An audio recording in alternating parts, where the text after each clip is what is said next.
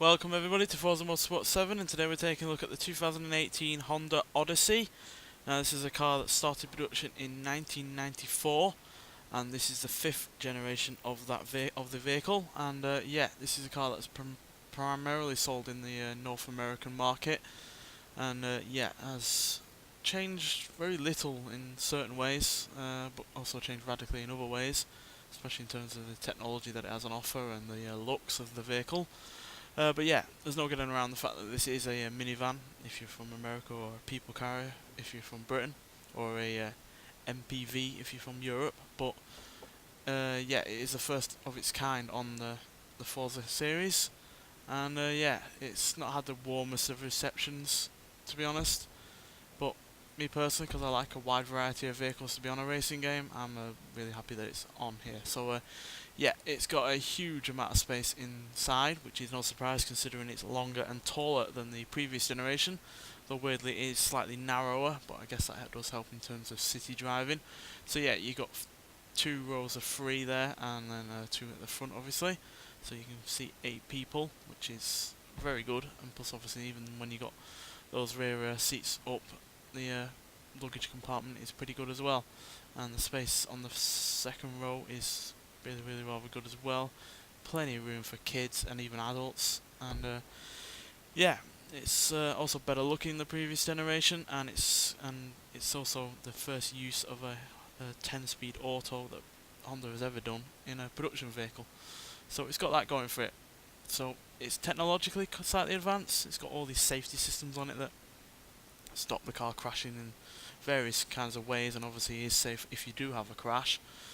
But it's kind of old school as well in terms of what the engine is. It's a 3.5 litre V6, which is something that you've been able to get in a Honda Odyssey since 1999, and it produces 280 horsepower and 262 pounds-feet of torque, which is fairly healthy. But the fact that it's still dealing with a 3.5 litre V6, obviously it's not the same kind of one as the previous generations of this car, but it is still the same cubic capacity and cylinder layout.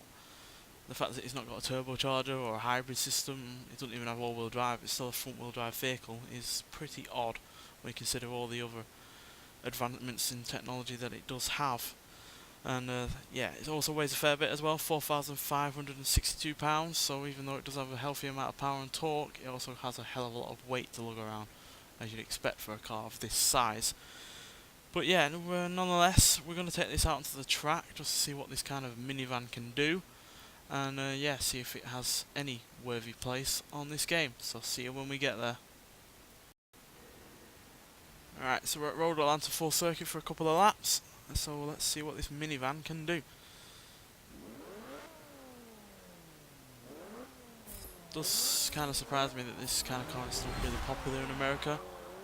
I think in 2017 they sold about 100,000 of these things, so yeah, there's still quite a big market for a vehicle like this, despite the continuing dominance of SUVs.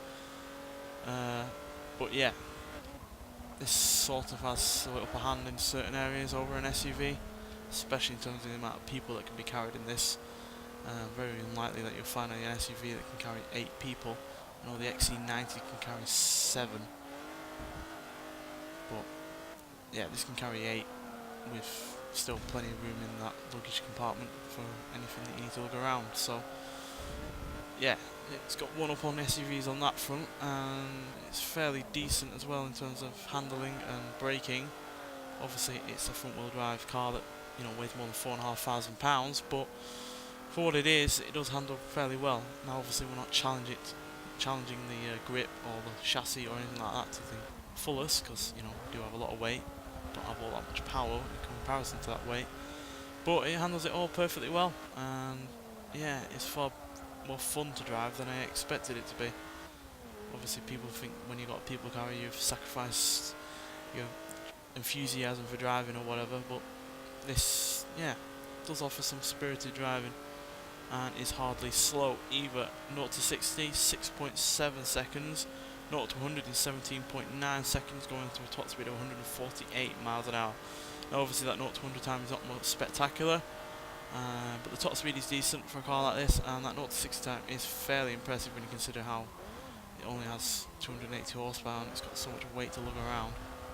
Plus the fact that it's got that amount of power going through those front wheels and it's handling it perfectly fine is also really rather good. I mean, it's only about 20 or so horsepower less than a Civic Type R, which also has power going through the front wheels. So yeah, it's fairly decent in that front. And personally, I prefer this kind of vehicle to an SUV, because SUVs are trying to be everything while not really being able to beat everything at the same time. Obviously they're trying to be sporty vehicles that have off-road capabilities, but they really don't have all that much in off-road capabilities, so you're having that compromise of high ride height, all-wheel drive, large tyres, etc. And for what? To barely be able to go over a field or up a muddy hill? Does not seem worthy. Whereas if we had sportier versions of this, you wouldn't have the high ride height, you wouldn't have, you know, the additional bit of technology to make it slightly go off-road.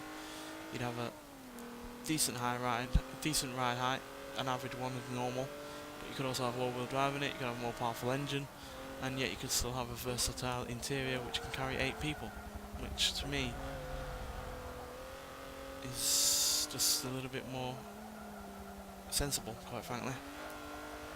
I don't really see this obsession with SUVs and why so many people have piled in on it, when you could just as easily make a car like this just as fast, while also just being just as safe, way more practical. Only the XC90, for instance, on this game is anywhere near as practical as this, whereas other SUVs only can carry 5 people at a pinch in some cases. So yeah, I'm glad that a car like this is still selling well, and I'm glad that Honda is still sticking with such a vehicle like this and isn't, you know, going whole hog on SUVs and just left cars like this to the wayside, because they have their place, whether or not you like it.